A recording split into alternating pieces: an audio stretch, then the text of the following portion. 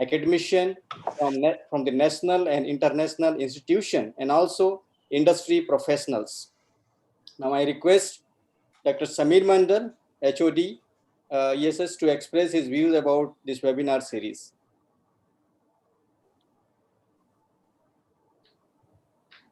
Dr. Samir Mandal. So, yeah, thank you, Dr. Ram. I guess I'm audible. Yeah. So I welcome everyone for this webinar series. And firstly, my regards to Professor G.S. Bhat for kindly agreeing to deliver the first of its kind. And so the motivation behind this webinar series on atmospheric and oceanic and earth sciences is basically the students, we have master students as well as PhD students working in this area. So that students should get a flavor of the overall or the much bigger picture of the area of expertise, and so that they are motivated enough to either take this part of their academic or also to basically create a bridge between academic and industry, because today's webinar also there are industry participation, as well as we are live telecasting on YouTube, so that the students from other academic institutions are also going to be benefited. So it's basically serving both the purpose. So if in future students are looking for higher education or pursuing their higher degree, so that they get a much bigger picture of the subject area in a better way, as well as the requirement of the industry, so that it may help them for their job and other sort of requirement as well. So this is what the motivation for starting the webinar series. And our today's speaker is Professor G.S. Bhat. And of course, in future, we are aiming to invite other academic personalities as well as industry experts for this webinar series. So with that, I thank once more for the participant as well as Professor Bhat for his kind presence. Thank you very much.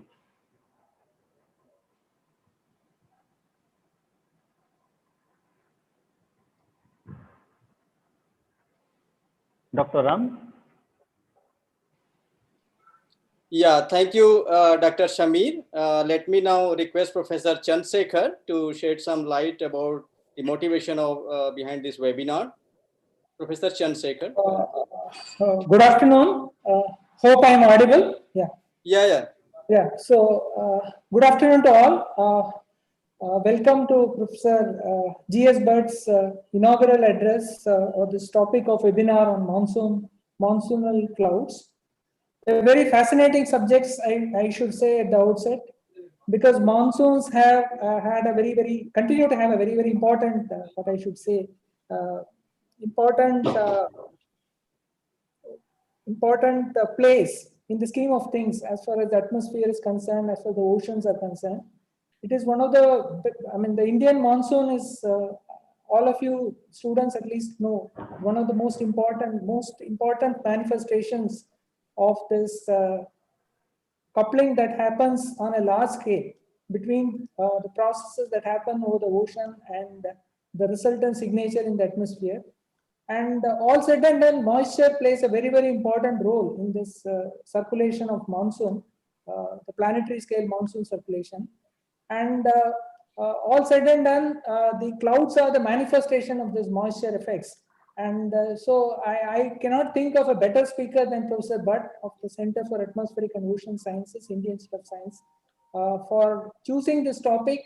I think it's going to be a very fascinating lecture for all students, research scholars, as well as faculty, because I'm sure that he's going to highlight the most important aspects of the monsoonal clouds, which are the clouds that we know of in general. I thank Professor Bhat for his for readily agreeing to the invitation from Indian Institute of Space Science and Technology, and I hope that he will continue to support our institute in the years to come. Thank you. Thank you, Professor Chandrasekhar. Now let me introduce today's speaker is indeed my great pleasure to introduce Professor G.S. Bhat. Professor Bhat obtained his BTech in Mechanical Engineering from IIT Bombay and PhD from Department of Aerospace Engineering, IISc. His area of research includes tropical convection, cloud physics and dynamics, atmospheric boundary layer, laboratory modeling of atmospheric phenomena, field experiment, and ocean atmosphere coupling. He was the principal investigator for the several field experiments, and he has 65 research papers published in peer-reviewed journals. He is the fellow of Indian Academy of Sciences. He also served as a member and chairman for several scientific committees, and he was awarded country's highest academic award. It is Shanti Swarup Bhatnagar in 2002. So I request Professor Bhat to start the webinar. Thank you, sir.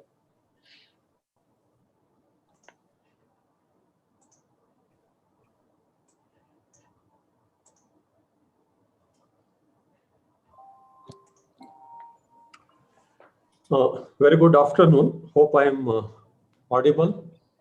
Yes, sir. Okay, I thank the IIST for inviting me to give this inaugural talk. I already had good relation or affection towards IIST and have been there. And Dr. Sinha told me that I was in his interview committee. So when he invited me, I said, fine, I'm certainly going to talk because with COVID around, we are not traveling. So that gives enough time for academic work. In a way, it is good for doing research, but at the same time, it constrains many of our other activities. That is the sad part. Okay, I chose monsoonal clouds because this is one area where I'll highlight again later that a lot of work is needed, but not enough is done. So that is the motivation since I was told that students will be there, including postdocs, students and postdocs and young scientists. As far as this is one area where they can think of taking up further research. So are you able to see my screen?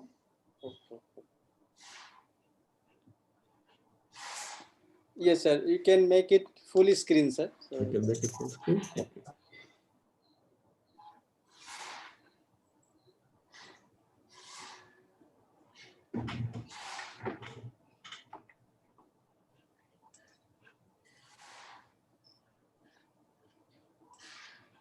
Yeah. Okay. Okay, this is the broad outline. There are two parts. Part A, I'm going to talk some basic aspects of clouds in general.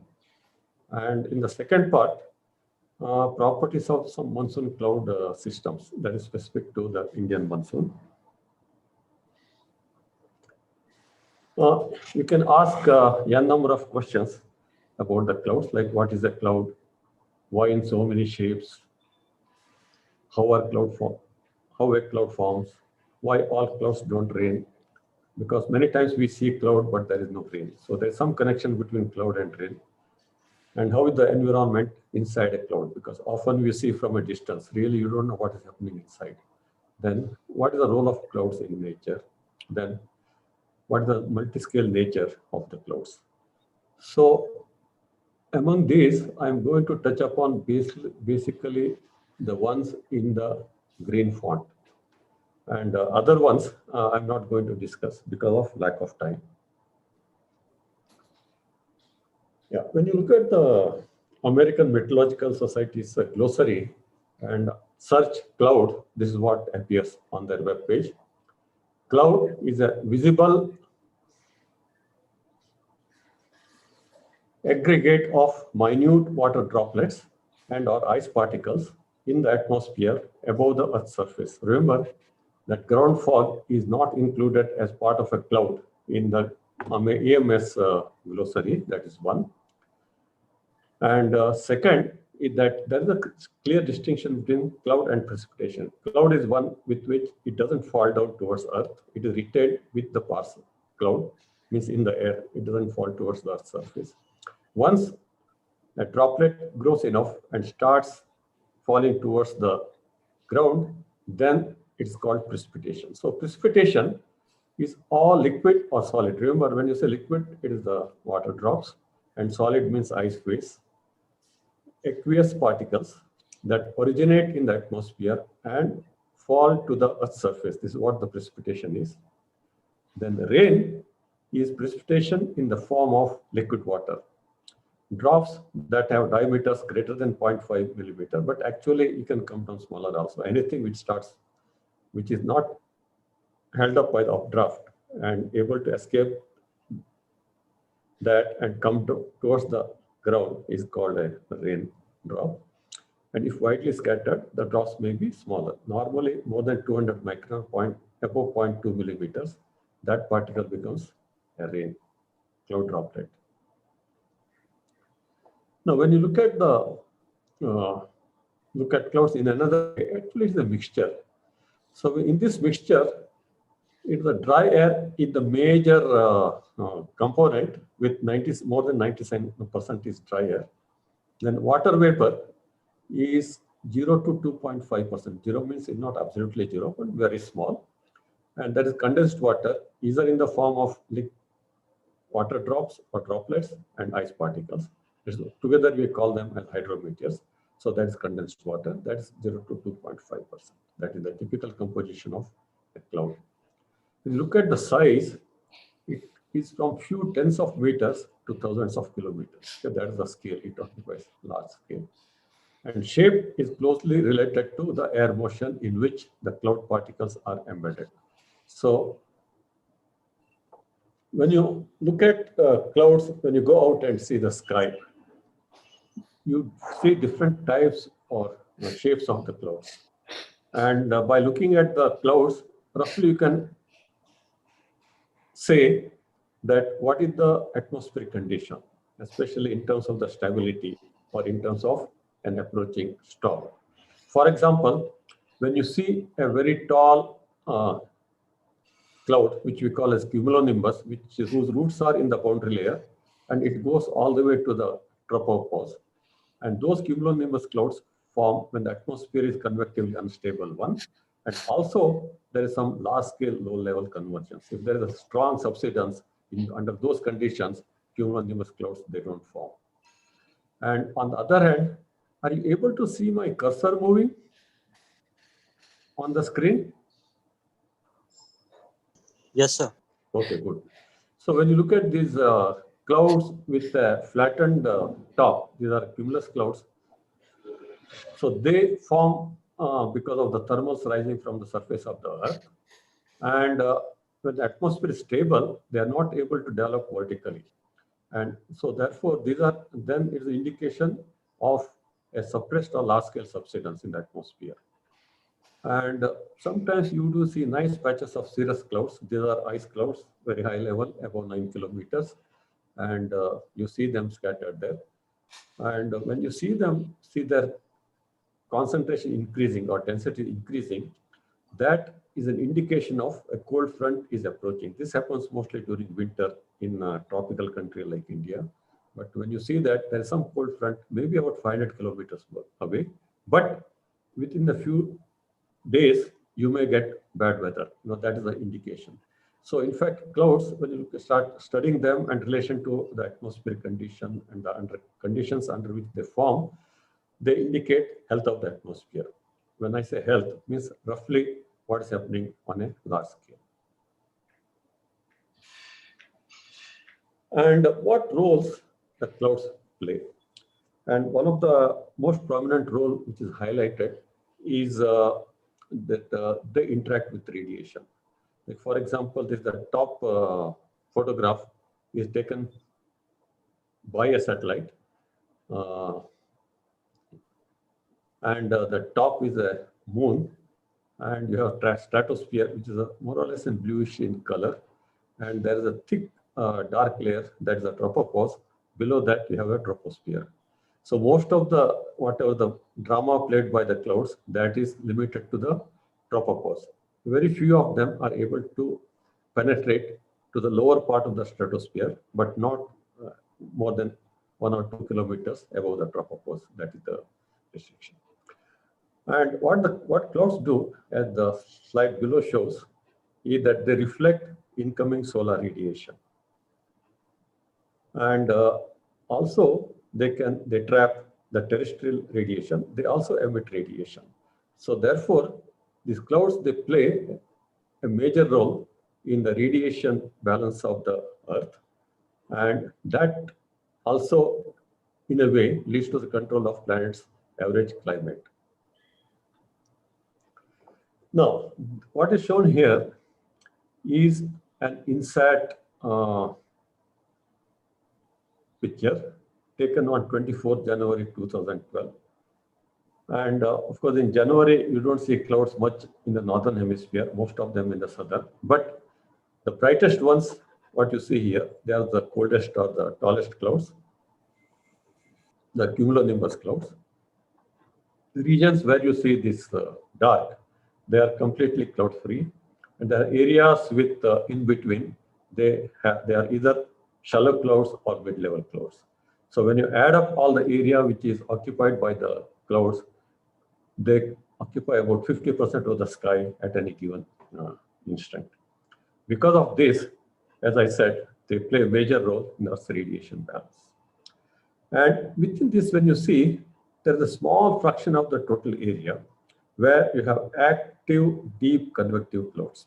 These are the cumulonimbus cloud systems whose roots are in the boundary layer and their tops are close, reach up to the tropopause. So they are the ones which occupy the entire depth of the troposphere. And those clouds, they occupy less than 0.1% of the area, but they are the ones which are rain-producing clouds on Earth. So therefore, they play a major role when it comes to the water cycle, global hydrological cycle. Okay, then when you see clouds, the drama is being acted in the places where you see these very white, very bright patches of the clouds. They are the places where you have this cumulonimbus convection or deep clouds. And there is a big, large area surrounding that, which is free of clouds or having shallow clouds. What role are they playing? That's one. And are the two regions coupled or they are independent? It turns out that whatever the deep clouds you see here, it is like a drama, the nature's great drama. And whatever you see in the background with little or no clouds, that is a place where the background support is given. So if you look at remember Hadley circulation, there is rising motion in the tropical region and there is subsidence in the middle latitude areas. And the air which sinks there, it comes near the surface at the return path and they become trade winds. So if I look at this cartoon on the left, so when I see the cumulonimbus cloud, they take air which converges at the low level to the upper troposphere. And here, when you see the air at the surface, it is rich in moisture. And when you look at the total energy, it consists of thermal energy, that is Cp into T. Then you have this potential energy, Gz, plus you have Lq, that is the latent heat. And that kinetic energy term, which is V square by 2, is relatively small compared to other three components. So therefore, we often refer to as moist static energy or dry static energy. Dry static energy is sum of Cpt plus Gz. When you add Lq term, that is latent heat, it becomes moist static energy. And this moist static energy is the one which drives this cumulonimbus cloud. And when air moves from the surface to the top of the atmosphere, because of the cold temperature, the saturation vapor pressure is so low that the specific humidity, the Q refers to water vapor concentration or specific humidity here, that becomes almost zero here. And there it diverges. So whatever the air diverges from there, that is virtually very dry. And when it goes out and into the clear sky, then there it starts subsiding. Why it comes down? That's because there is radiative cooling. And it descends along the path of this dry and warm air, that is dry static energy, because there is no moisture role. It is a stable atmosphere. Only way it can subside or come down is by radiative cooling, and driven by this radiation, the air subsides. So whatever the air subsides here, this is where you get clear sky conditions. And where you get this deep convection, this is your intertropical convergence zone. In between, these two are separated by a distance of several thousand kilometers. And that's where all these areas they correspond to. And as the air moves from the subsidence region to the ITCZ region, all along the surfaces, I'm taking the case of ocean. What it does is it interacts with the ocean below, picks up sensible heat flux as well as moisture, that's the latent heat. So when it's subsiding here, it is poor in moisture and also perhaps low in temperature.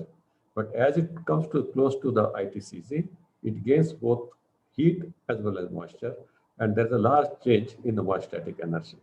And therefore, whatever the regions you see here, as you come closer and closer to the ITCZ, there you can see that the clouds are becoming slightly deeper and deeper. This is what I said, shallow cumulus clouds who are not able to grow, they are in this subsidence region or in the trade wind region. And this distance is several thousand kilometers. This is of the order of few hundred to maximum thousand, if not more than that. Okay. So there's a large difference in the scale. You can also see here that there are wide separation. So, but whatever the moisture that is there in all these regions, it ultimately reaches the ITCZ, and there it starts rising in this.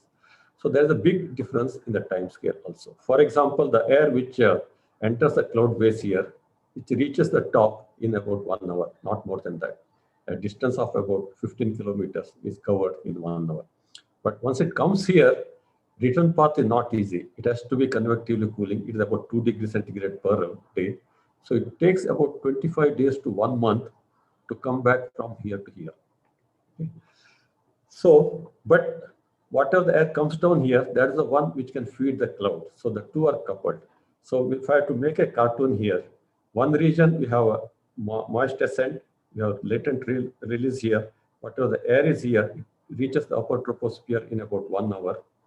Then that air comes out there, but once it has to come down, it takes about 25 days to come from about 100 to 200 millibar all the way to about 900 millibar level.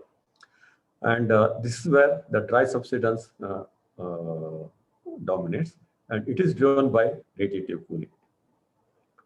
And this is the one which is feeding the deep convection. So therefore, this entire system is called radiative convective system. You know, sometimes there's a balance between how much air goes up in cumulonimbus clouds depends on how much air subsides because of radiation. So if there's a change in the radiative properties of the atmosphere, for example, because of the climate change, then radiation may accelerate or decelerate the availability of moisture or moist air to deep convection. What's available, that will pump up very quickly. But what constant here is this portion. It is the one which will control how much convection will occur in the future as well. And when you look at nature, it is amazing. So it has designed a very efficient energy transport system using physical properties of water, in particular its phase change. For example, when you look at near the surface, let's say this is the interface between the atmosphere and the ocean or the land surface. Across this, there is evaporation occurring, and this is it absorbs the energy. And once it becomes vapor, it is just like any other component of a gas, like behaves like an ideal gas. As long as there is no condensation, then it just remains in the air, nothing happens. But once it starts rising in the atmosphere and starts condensing, this condensation and as well as freezing, that releases energy. And there could be a large time separation or space separation between these two. You will get evaporation in one place and condensation in another faraway location, maybe a week later. So therefore, nature uses this exchange or just the phase change of water to transport energy. And essentially, it's a renewable fuel for nature's heat engine, and it efficiently transport energy. Like for example, when you look at Earth's geometry, it is a more or less a sphere. So equatorial region receives a lot more solar energy because of that angle effect. The polar regions, they receive much less energy.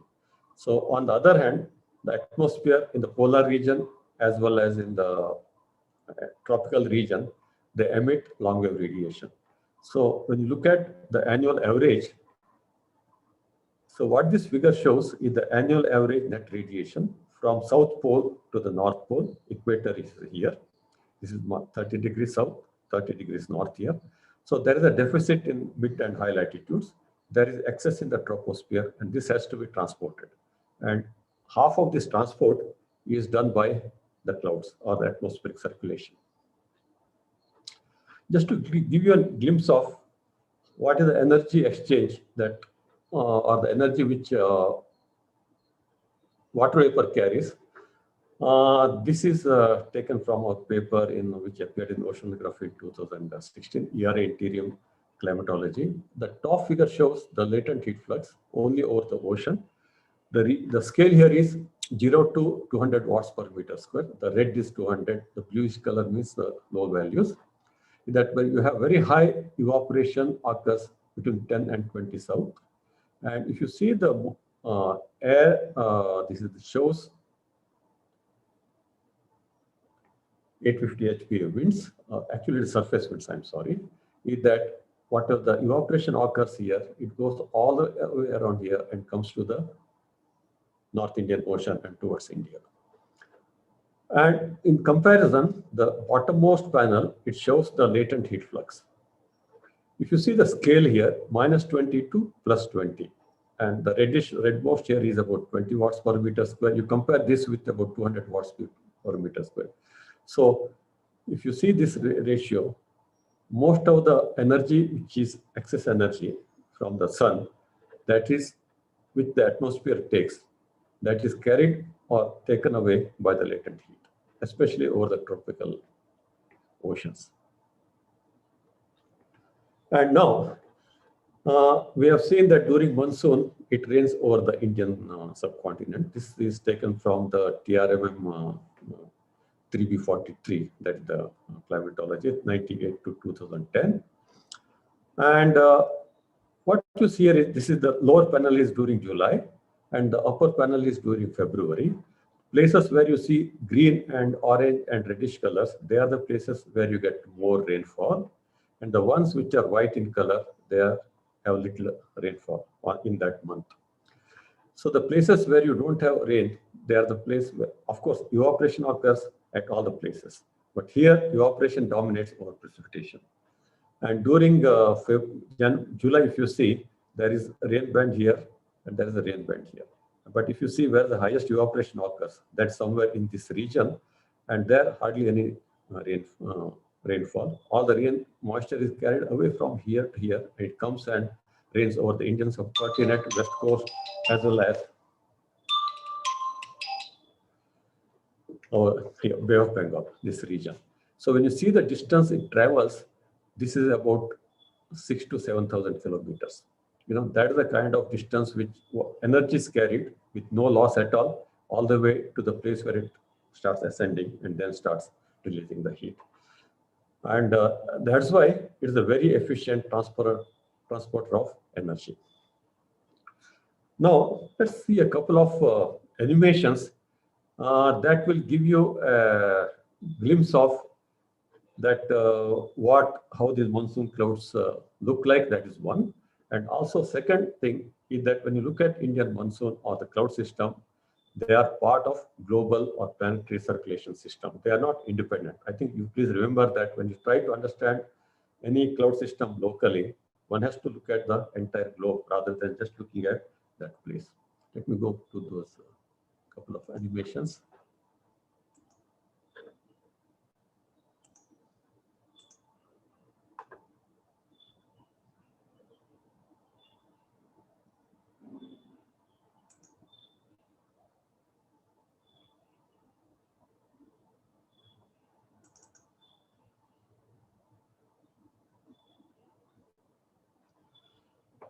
Remember, there was a heavy flood in Mumbai on 26th July 2005.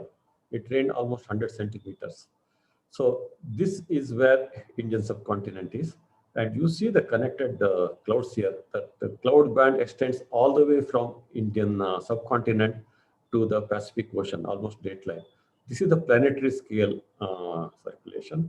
And you can also see the polar region here.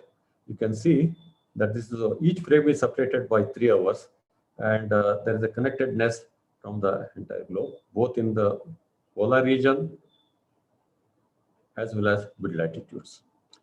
And when you see this, this is a synoptic scale system. This is a synoptic scale system, but this entire cloud belt, they are also connected, and that is a planetary scale system. So when you look at the clouds, they have a scale which is of the order of 10,000 kilometers. That is the connectedness of these clouds. And this movie was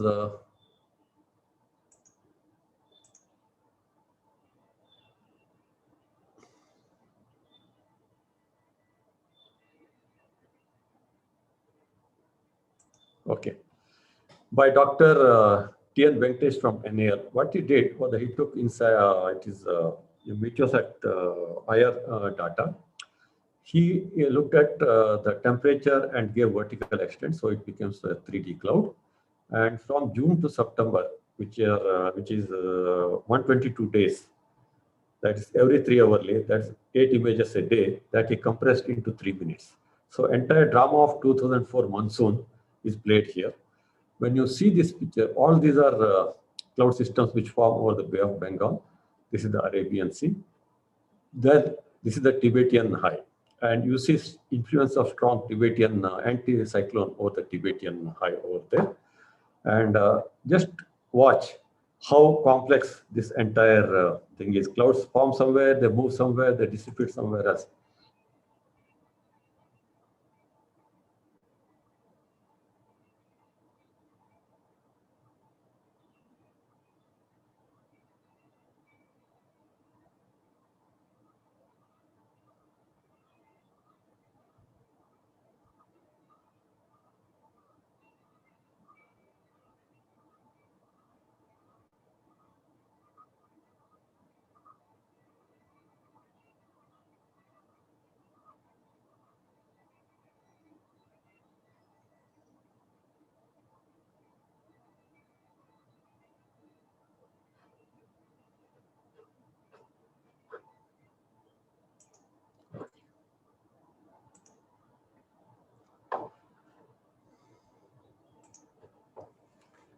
Okay. So when you look at clouds, they are a major players in Earth's radiation balance. They transport energy both horizontally as well as vertically. And precipitation is actually a byproduct of this nature's grand heat engine. And it is a source of fresh water on land. So in fact, whenever you talk of monsoon, we talk about water.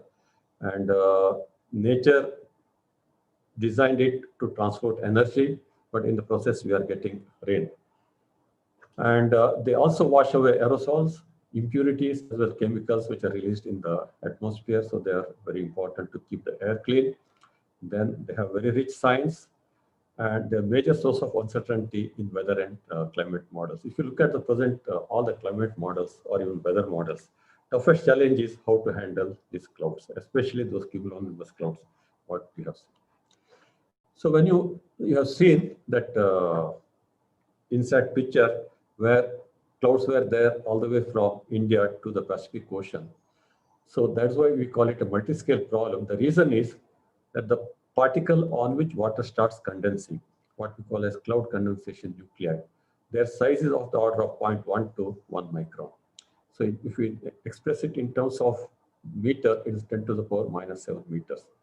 And even when there is a change in composition of the aerosols or CCN or the concentration, people say there are numerical simulation who tried changing the composition and seeing its effect on a cyclone, it turns out that one can modify the cyclones by changing the composition of these cesium, concentration or the type. They can influence even a cyclone. So therefore, they look very tiny, but they can modify the rain.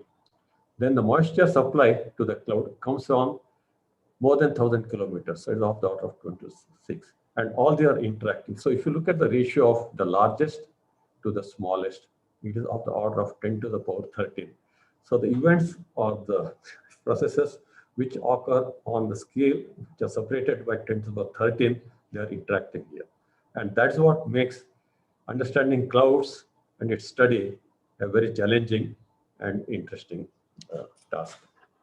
In between this planetary scale and this micron or drop scale, like raindrop are typically about 2 micron. To fall to the ground, they have to become 200 microns. The large of them are some 108 micron, 8,000 micron is 8 millimeters. Some of the hail is, for example, is bigger.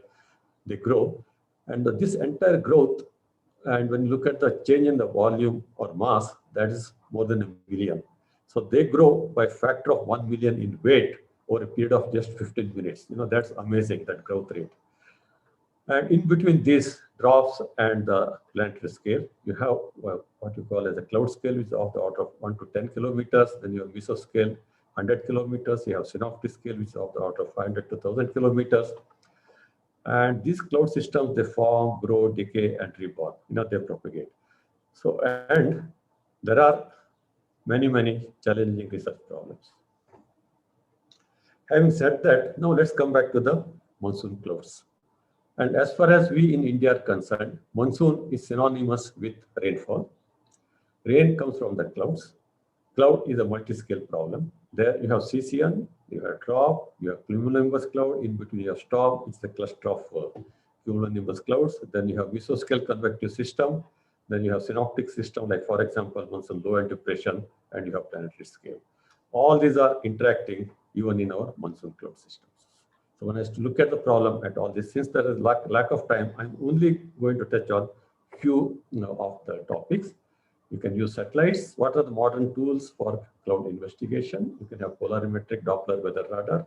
You have instrumented aircraft, distrometers that measures the drop sizes and also the fall speed. This is at the ground. Now, satellites, they basically measure cloud top temperature, especially when you look at the infrared brightness temperature. The diagram here on the left, it shows temperature versus height is measured over the Indian region. One in blue color corresponds to the sounding taken on a day when it was convecting, and other one is on a non-conducting day. You can see some inversions there. But more importantly, when you see these deepest clouds, they can reach up to 15, 16 kilometers. So the cloud top temperatures could be as low as minus 70 degrees centigrade or 16 kilometers. Then in a mesoscale system, you also have these annual clouds. They are slightly less in height. Their top could be in the vicinity of 10 to 12 or 13 kilometers of the order of minus 35 to minus 40 degrees centigrade. So therefore, by looking at the brightness temperature of the satellite, you can identify deepest clouds and also this mesoscale annual. Then you have radar. A weather radar, what it does is it sends pulses of electromagnetic wave radiation. When they go, the wavelength is such that they scatter when cloud particles are encountered. Those hydrometeors here, it's not the kite drops, but it is the precipitation particles that they scatter in the rally. And that return power is proportional to the 6th power of the sizes. So therefore, this is measured, the return power. From there, you can constitute a quantity called radar reflectivity factor.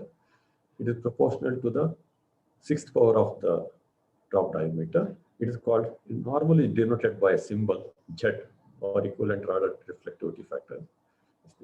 And remember that rainwater content, it goes as raindrop size to the power cube, and the rain rate, it goes is proportional to fall velocity, that's W, into T to the power 3, that's the drop volume. W goes typically around 0.6 or 0.7, T to the power 0.6. So rain rate varies as d to the power 3.6 or 3.7. So this radar measures Z, and also it can measure the radial component of velocity. These days, other products are also possible. So it acts like a proxy for hydrometric concentration, rainwater content, and also rain rate in the clouds. Now, when I say system, in the atmospheric context, a connected entity identified by pressure field or convergence of verticity field or remote sensing products like brightest temperature or some other field. ZT is from the radar. So you can study them using satellite. You can look at three-dimensional structure using radars. You can also look at the nature of the troughs using distrometer. You can also deploy aircraft, which was done during the CAPEX program by IIT Pune. What is shown here is an InSat image taken in the month of August. And if you see the color scheme, the one which is red is about minus 190, that coldest, that is this portion. And ones which are in black, they're warm temperatures, and in between you have cold temperatures. So whatever is below 230, those temperatures are shown here. So the ones you see very darkest patch, those areas have cumulonimbus clouds, and the ones which correspond to this blue patch, that is the annual portion of the mesoscale convective system. So how is that defined a mesoscale convective system? As having a precipitation area of at least 100 kilometers in one dimension or one direction. About 75% of total rain is associated with MCS. Therefore, if you want to understand our precipitation, you have to understand the mesoscale convective system in the monsoon clouds. You can ask again here number of questions like where the MCS is formed, how they propagate, what is the relationship with the synoptic system, is there a diurnal variation, either land-ocean contrast, a number of questions can be asked. And some of this we tried to answer using, and they became PhD thesis works of problems of Gambhir in 2000 and Shailendra Kumar 2016, Kapil Dev Sindhu, he used DWR data, and Jayesh Bhat, he used again InSat data. And these are some of the relevant papers you can find. Okay, one question is, where do MCSs initially form? So what these two plots show is the fractional number of cloud systems that are triggered per 1 degree by 1 degree area during June, July, August, and September months, and using a threshold temperature of 208 K. That's a very cold cloud, remember. And this is considering about 6 years of, this should be 13 to 16, that is 6 years of this InSat data. And where you see this red patch is the region where more number of clouds form. And in this figure, whatever the color shade is there, it relates to the fractional number of numbers triggered. When you see this white patch means very small number is triggered. When it red means more numbers are triggered. And there are also, you can see some contours or lines here. They correspond to orography plotted at 300-meter interval. If you see where the triggering of this MCS occurs, remember this is the Eastern Ghats of India. Most of the triggering occurs here along the Eastern Ghats. So orography does play an important role in triggering the mesoscale convective system. This is during 14 to 18 local standard time. That is in the afternoon hours. So when you go to the late night or early morning hours, that is 2 to 5 LST, this is the time the convection pattern completely shifts. There is very less triggering over the land and more number of triggering you see over the ocean. So there is a day and night contrast between land and ocean, the Bay of Bengal and Central Bay of Bengal. During daytime, it's the land. Same day, nighttime, you should take more convection you see over the ocean. Also notice that there is also difference in the scale. Here, it goes all the way up to 10. Here, it's only up to 3. So number of systems which get triggered during daytime very high over in this region. This is the work of Jayesh Bhat and Bhat. And so when you look at the diurnal variation of CS formation, one can look at the periods when there is large scale lower level convergence, which we call as active monsoon period. You can, greens are the wonder weak large scale low level convergence. On the left, is how many cloud systems get triggered in the box shown here. This is the main monsoon zone. And this is IST, the local standard time. This is midnight to midnight. This is noon. And this is a fraction of them. Again, if you see early morning and midnight hours, there's less number. And maximum number forms somewhere between 15 to 18 hours. That is the maximum. And including especially during week period, maximum formation late afternoon and early morning, there's hardly anything. On the other hand, when you come to the head Bay of Bengal, this is the box shown here, and look at the formation. There is, throughout the day, there is some activity, but you can see two peaks during break monsoon conditions, one in the early morning around 3 a.m., another one around 12 in the afternoon. But once land activity starts, then you get suppression over the ocean. And how cloud systems propagate. See, when you saw that animation by Dr. Venkatesh, you've seen that clouds are never stationary. They keep on moving. Then how do they move? Because when you see that move, it looks very complex. But when you start isolating these cloud systems and plotting on a diagram, then some pattern emerges. For example, if you take a month and identify westward moving, means in the mean, they move to the west, or eastward moving, and plot them, then wherever you see this, excuse me, filled circle, they are the starting point and this is the end point. So that's where there's the mean direction. That's how one individual cloud system has moved. And if you see the eastward moving, there are very few of them are there over the Indian landmass, and most of the eastward motion or southeastward that occurs over the ocean only, or in the foothills of along the foothills of the Himalayas. On the other hand, when you look at westward motion, they are there almost everywhere. Okay? So when you take average over 5 or 6 years, there is a pattern that emerges. So this full is 100%. If you look at westward, southward, northward, or eastward, then over land, essentially it's mostly westward. Most of the systems over land, they move westward. Over the head bay, you have westward and southward. You can see here. The little eastward is there, little bit northward, not much. And for the equatorial Indian Ocean, it is more complex. Like for example, when you look at West Indian Ocean here, cloud systems move to the east. On the other hand, if you look at the Eastern Indian Ocean, predominantly they move westward. So there is a difference in the way the cloud system move between the East and West Indian Ocean.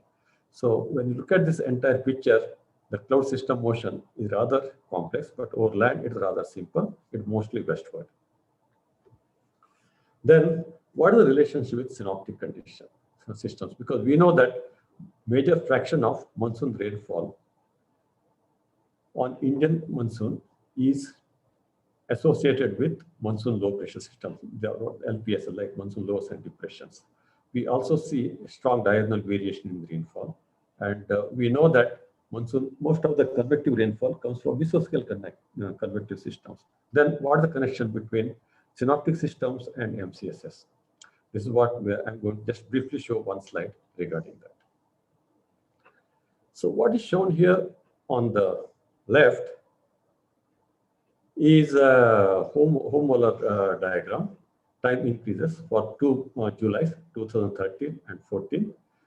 The bluish color, they indicate cold periods, that is the presence of deep clouds. And on the other hand, warmer colors, which is here, they correspond to clear sky or break monsoon conditions. And wherever you have this L1, L2, L3, L4, these are the low pressure systems declared by IMD.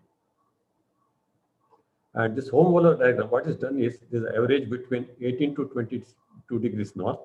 And what is plotted here is 65 east all the way up to 90 degrees east. Time is upward. And this we are going from left to right is going from 65 east to 90 degrees east. What you see is that left leaning strips, they all corresponding to propagating monsoon systems. They get formed or initiated somewhere over between 80 and 85, that's the Bay of Bengal, that region, and they propagate westward or onto the Indian subcontinent. And this is a daily average brightness temperature. When I zoom in one of these times, what do you see? Okay. This is a little busy, let me explain what it is. Let's look at the first panel here, which is C. And whatever you see in the color contour, again, it's the brightness temperature. Now the scale is lowest is 210, the warmest is 250. And so wherever you see this blue patch, that's the place where you have the deepest clouds. And the axis goes from, it is a month of July again, from 8 July to 15 July, they're about a week's time. And when you see 85, 90 degrees, remember our Andaman Islands is somewhere around 90. So 85 is somewhere North Bay. And 80 is Chennai, that is here. Somewhere our landmass starts somewhere here, okay, where the monsoon enters India. And you also have these contour lines. What are they? So they are lines of constant verticity, low level 850 HPA verticity. Okay, so you have this verticity, very high verticity here. As you go away, the verticity decreases. This is the region of low verticity. This is the region of high verticity, and this is the region where you have strong verticity gradient. This is center of that low pressure system, and to the this is the west, this is the east. And where you see these circles, they are the ones what you call mesoscale convective systems, which are tracked using some algorithm, and you can see them here. In a given system, about 3 to 4 MCSs form. They form somewhere here, and they start propagating west. In fact, it is this portion which is very favorable for the formation of this MCS. Once they form, they propagate rather fast. In fact, they move about 8 meters per second. They move away from this one. So if you closely watch, this is midnight between, and this is midday. So if you see here, around afternoon of that, the activity starts, they propagate west, and they dissipate here by the midnight. Next day, the place where they were left over, somewhere there, again the new activity starts, and they propagate west, they dissipate here like this. That's what happens. Now when you try to summarize what we observe in that, there is a systematic organization of cloud systems within the LPSS. Several large, long-lasting, that when you say long-lasting, about 6 to 9 hours, some of them last 12 hours, cloud systems predominantly form on the western side of low-pressure systems in the region of, this is low level, about 850 HPA verticity gradient, and propagate further westward with a mean speed of 7.5 meters per second. CSS get triggered in the afternoon in the region of high verticity gradient, propagate westwards, and dissipate by midnight. So what happens is after midnight, land becomes no longer favorable for the triggering convection. Convection shifts to the Bay of Bengal. Okay, there it lasts up to about in the afternoon, about 12 o'clock, then again it comes back to land. So next day, new CSS form around the area where previous day CSS dissipated, and the cycle continues. That's how you get a mean westward motion. And CS propagation over the Indian land is mainly zonal.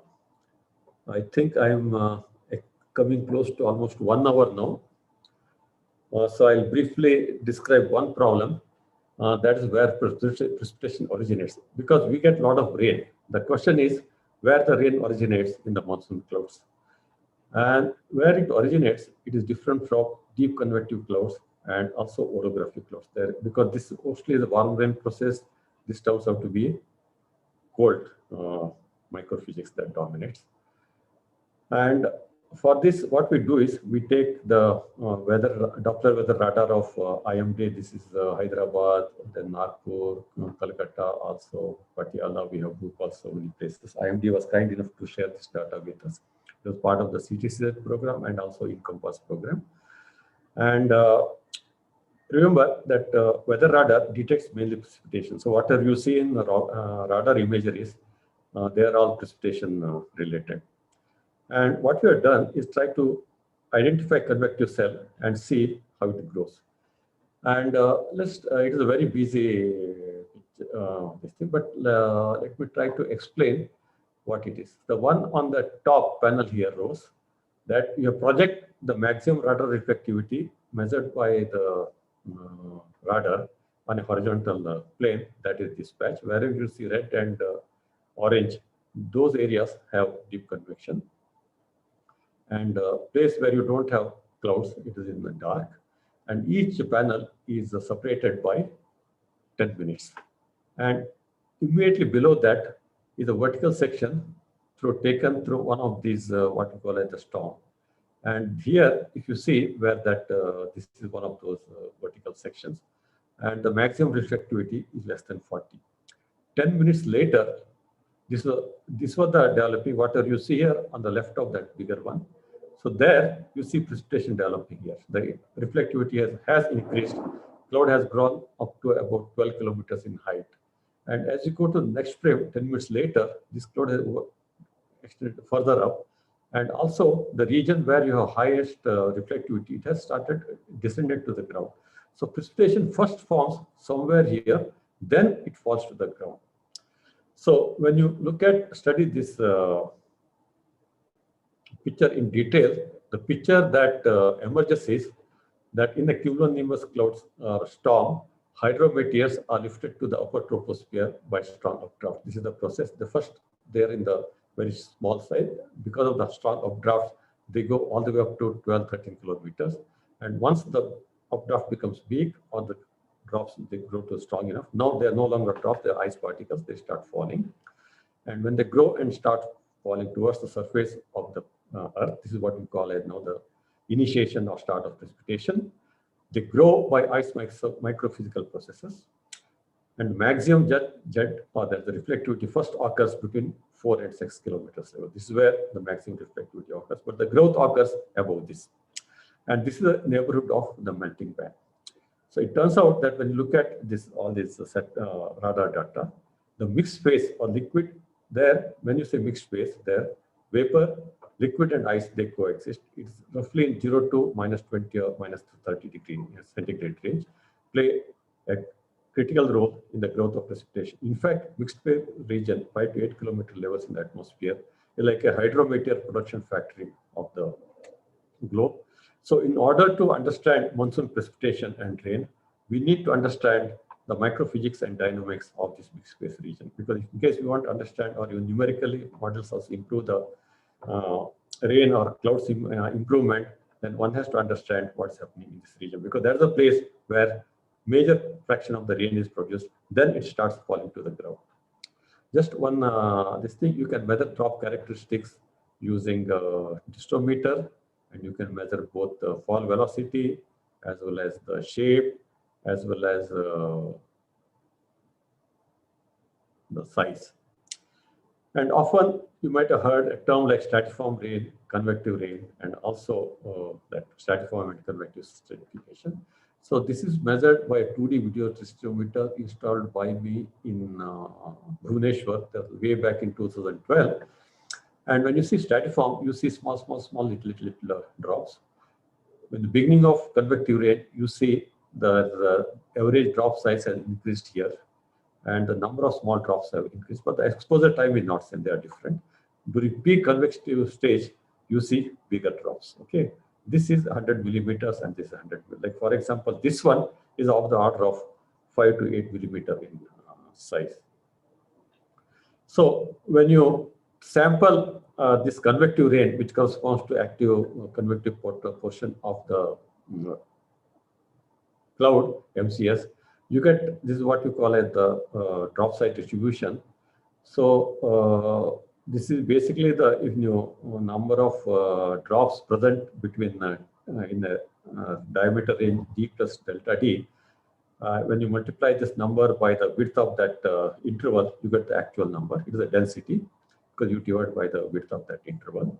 So it essentially looks like this. It's an exponential kind of distribution.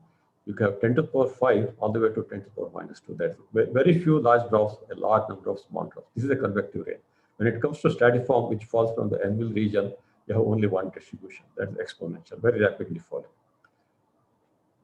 Okay, this is my last slide. It is just a curiosity question. Like, you get a lot of monsoon rain, but if you ask a question like, how many drops are there in a liter of in 1 liter of monsoon rainwater? And what I'm showing here is, one is Bangalore here, and another Agumbe. It is next to Cherrapunji. This is the second highest raining place in India. Then also the west coast here. very close to that. It is on the west coast. It's Surathkal NIT, National Institute of Technology. It was installed there. Distrometers is the data from that. So this is the data of about 2 to 3 years. What is shown here is Bangalore is continental range. This is orographic, Agumbe, and this is coastal, Indian west coast. This is diameter 0 to 8 millimeter. You don't measure 0. It starts with around 0.5. And this is the number of particles which fall on the surface per meter square. And it is the average number of drops in different diameter ranges in 1 liter of rainwater. So when you see a large number of very small drops and a few number of this thing, and on the average, there are about 2.4 million that is on the west coast. And if you look at orographic rain, is about there 3 million drops are there. And Bangalore has in between is about 2.6 million. So this is the number of water drops that goes in making 1 liter of rainwater. Okay.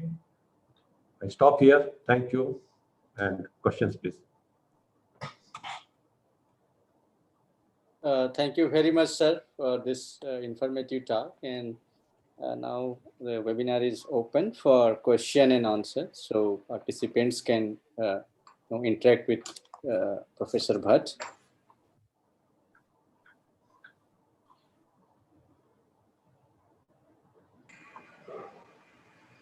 Excuse me, sir. Yes. Hello, sir. I am Achintya from first year Earth System Science. Sir, I just wanted to know that since in India, not many colleges offer an undergraduate degree in this field, as far as I know, in Earth Science branch. So even you have come from a diverse background of mechanical engineering. Correct. And even in our batch, there are a lot of people from different backgrounds. So what is a piece of advice that you want to give us so that we can excel in this particular branch that you may have used at your time? When you look at, I came from mechanical, you are right. See, when you study engineering, especially mechanical, we study thermodynamics, we study fluid mechanics, we study radiation. When you look at atmospheric flows, it involves these 3 ingredients. They are the major ingredients. And I also handled instruments. I'm familiar with instruments. So what is needed is atmospheric is a physical system. To understand this physics of this, you need good background in physics or even engineering if you teach. Or even we have also students who come from, basically what are the students we get there from physics, sometimes we are engineers, and very few, because chemistry, they don't teach enough mathematics because you need some strong maths. So you have students from maths background. So that is the typical background we have. So my suggestion is that when it comes to atmospheric science, it is an applied science area. Have your basics very strong. So go to either MSc Physics or a BSc Physics or engineering, and then come as specialization as MTech or PhD level. That's no problem at all. As long as your basics are good, then you can manage that. Are you able to hear me? Yes, sir. And sir, one more small question on the basis of the answer that you said. Yes. Currently, if there is someone whose basics are not that clear, so what should he or she do at this stage? Read a lot of basic books. Okay. Yeah, because there is no escaping from reading basic textbooks. Okay, first read the basic textbooks, understand the concept, and then go to papers or specialized fields. That's better. And sir, just last question, sir. In order to right now, it's been about 2 months. So we have been covered some topics of this branch from the top. So in order to get a physical experience, so one option that we students have is doing internships at various industries. So could you suggest us some places in India where we could do our internships, some good places? See, industries, I don't know, of course, we are from IISc, the Space Application Center, they do allow, National NAL, they do allow these internships. Other places, I don't know about the industries, because long ago we had invitation from Microsoft. You remember all these, whenever you switch on your mobile, always there is weather information. And they do need people experts in weather. Other place where they use a lot of weather information is transportation industry, including aviation. Then you have this defense labs, but I think entry may be difficult. So, yeah, even IMD, they may be interested by all the Ministry of Earth Sciences institutes. They will be interested. Those are places where you will have exposure to the actual this thing. What you call the. Yeah. Thank you so much. Good afternoon, sir. Yes, good afternoon. Sir, I am Gaurav Kumar from MTech second year, Earth System Science. Sir, since this talk was on monsoon clouds and related to monsoon rain events, so basically I wanted to know one thing, like in India this year also, many extreme rain events occurred. A few places like in Rajasthan, Gujarat, and Mumbai. So, what are the basic cause of that extreme rain events during monsoon? So if you remember that one animation I showed, July 2005. Yes, sir. That was case of extreme event. Yes, sir. Okay, when you look at the extreme event, invariably it is associated with a large-scale system. Yes, sir. Okay, unless large-scale conditions are not favorable, then extreme event won't occur. And one thing we have found about these extreme events is that in recent years, the numbers are increasing, not only at a grid point, also the spatial extent. So there are 2-3 papers by Akshaya Nikum, one of my student, Yes. on these extreme events and the synoptic systems. In fact, you can look at that and read that. Yes. But actually, there are two things about this extreme. One is how much rain it occurs continuously. Okay, within 24 hours, if system doesn't move, and it moves very slowly and essentially stagnant but without losing intensity, then in a given place it rains a lot. That's one. Okay. On the other hand, if the cloud system moves very rapidly, then what happens is you will get heavy rainfall for a few hours, but before it becomes flood-like situation, it moves to another place. Okay, Yes. then you don't get that place. Ultimately, it is related to the large scale conditions are very important in this causing the heavy rainfall event. Yes, sir. Thank you, sir. Welcome. Good evening, sir. Yes. I am Sam. So I have a doubt regarding in your one picture in your slide. So you show the areas of cloud formation in over the Indian landmass. So we saw a large cloud formation over the eastern near the eastern Ghats, but not to very much along the western Ghats region. Yeah. Why so? Like both have a very steep orography, but why we are not seeing much cloud formation over the western Ghats? No, there is enough cloud formation over the way. Only thing is the stretch is small because over the eastern Ghats, when you see, it is mostly over the Bay of Bengal coast. Okay. When it comes to, I don't know whether you are able to see my screen or not now. Because I had logged out of that full screen mode. You have what matters is the vertical structure of the atmosphere, thermal structure. When you come to the Arabian Sea side, okay, where the air comes from. At low level, it is south of the equator. Then it becomes that fine layer jet, and then it bends towards India and comes. That is near the surface. But if you go 1.5 kilometers, 2 kilometers above, all these are dry and hot air coming from the deserts of Africa and West Asia, right? Yeah. So it poses a very strong inhibitor for the formation of deep clouds. So only when you come very close to the Arabian Sea or the Western Ghats, then the ascent starts and you get this orographic rain. On the other hand, when you look at the Bay of Bengal, that dry and what you call stable air is not over that Bay of Bengal. It is conducive for convection most of the time. Okay, so therefore, when the orography also, although it is there, moment there is little scope for ascent, it can easily condense and form clouds. So therefore, you get more rainfall over the eastern Bay of Bengal and that Myanmar Ghats compared to the west coast of India. That is the main region. And also, if you look at the vertical extent of these clouds over the Western Ghats area, let me see if I can. The clouds are shallow, but they still rain a lot. This thing, but somehow warm rain process is very efficient over the Western Ghats.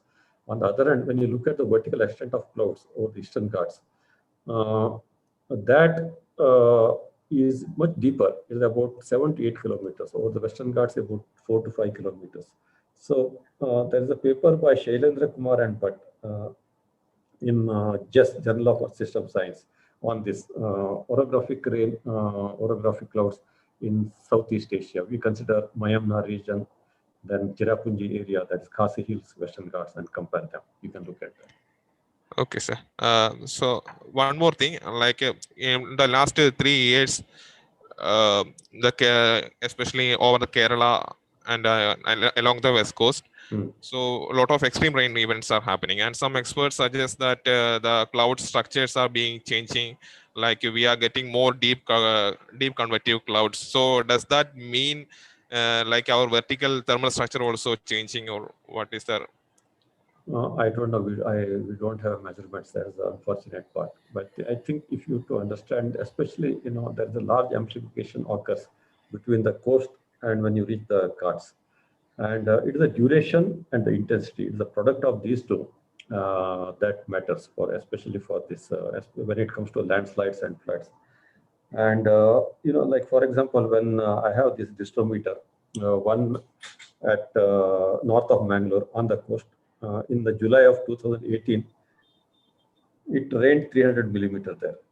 And Agume, which is just 50 kilometers from there, it rained 3000 millimeters. There is an amplification by a factor of 10 between these two.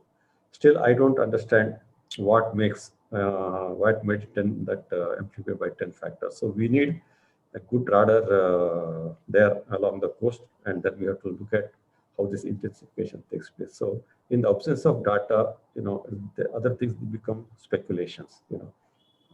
That's it. So we need more observations, whether it is remote or in situ. But in the absence of observation, difficult to say what's really happening. Okay, sir. Thank you.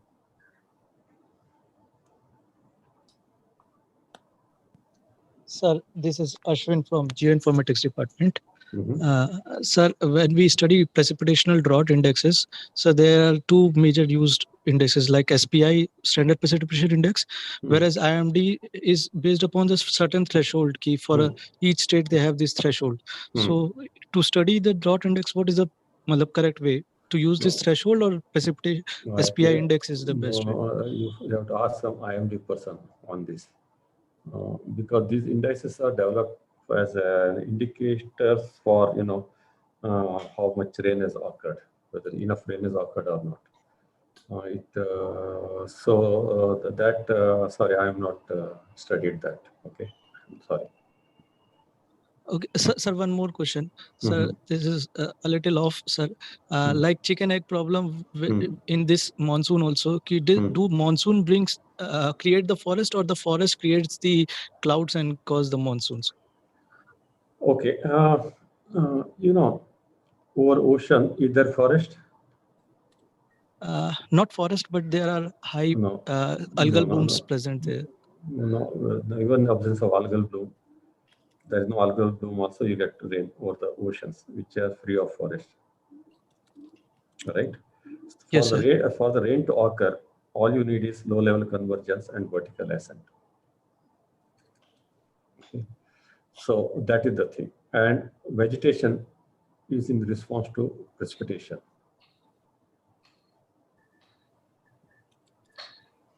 Okay. So, like for example, when you look at India, there is a lot of deforestation has occurred between pre-independent India and after independence, right?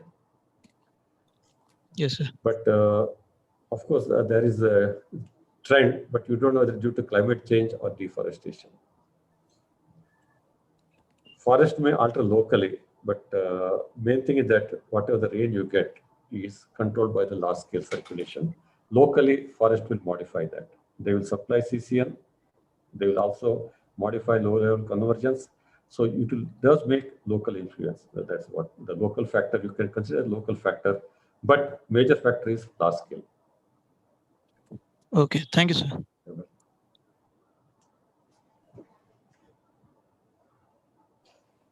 Any other questions?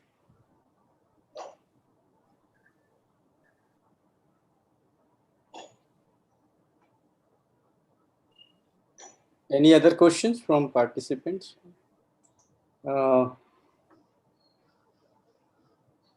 Professor Manchanda is there.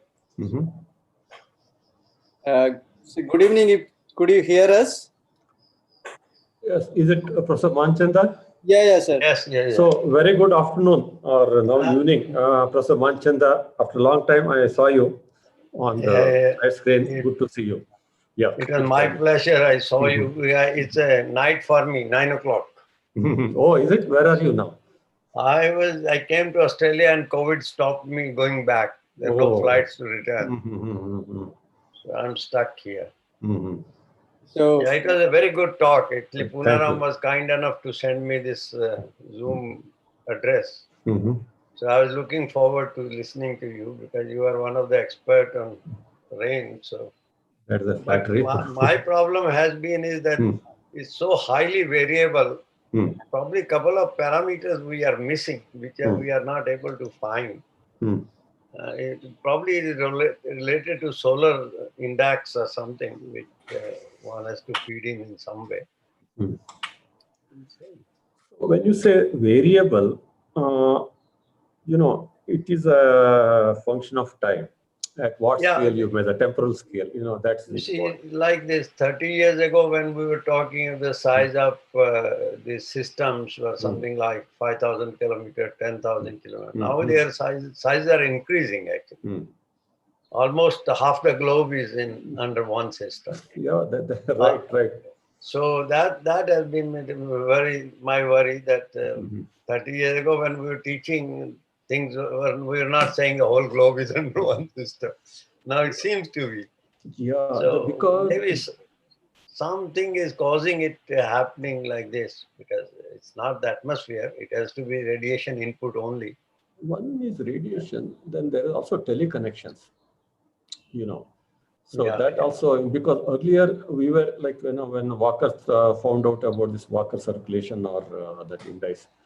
Yeah, hydrological cycle. Yeah, hydrological. So that time he had some idea, but only in recent, after the satellites came, we are able to observe from sky the entire globe at high temporal and spatial resolution. Now we are maybe able to that make is the reason. Yeah, and also we have reanalysis products. And it is a combination of these two, we have better understanding of these global connections. Before that, that cause and effect or this thing means there is causative, this thing relationship is difficult, but you can see correlations between one and the other. So they are all related, but which is driving and which is driven, I think that is difficult to say. Yeah, that's the whole thing, because once it's a complex interplay between the two, driving and driven, and then driven decides who is driving. Yes, that is. So are there any questions to Professor Bhat? Yeah. So just one information, Manchanda sir was my PhD supervisor. Oh, is it? Okay.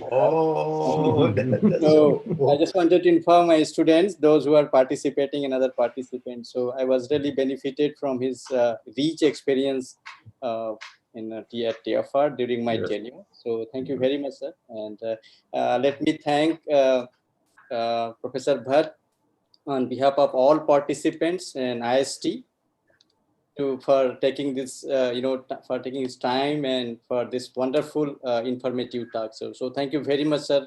We'll be very happy to hear you again as part of this webinar, because we will be continuing this webinar, for as long as IISc exists. So this webinar will be basically controlled and managed from now onwards by our student. So I hope that this activity will be continuing for the benefits of a student. So I really thank you again, sir, on my behalf. So it was my pleasure, certainly, and also good to hear some of the questions and seeing Professor Manchandra and also Professor Chandrasekhar. Okay. Thank you. So, Yeah. okay. Good night to everybody then. Okay. Okay. Good.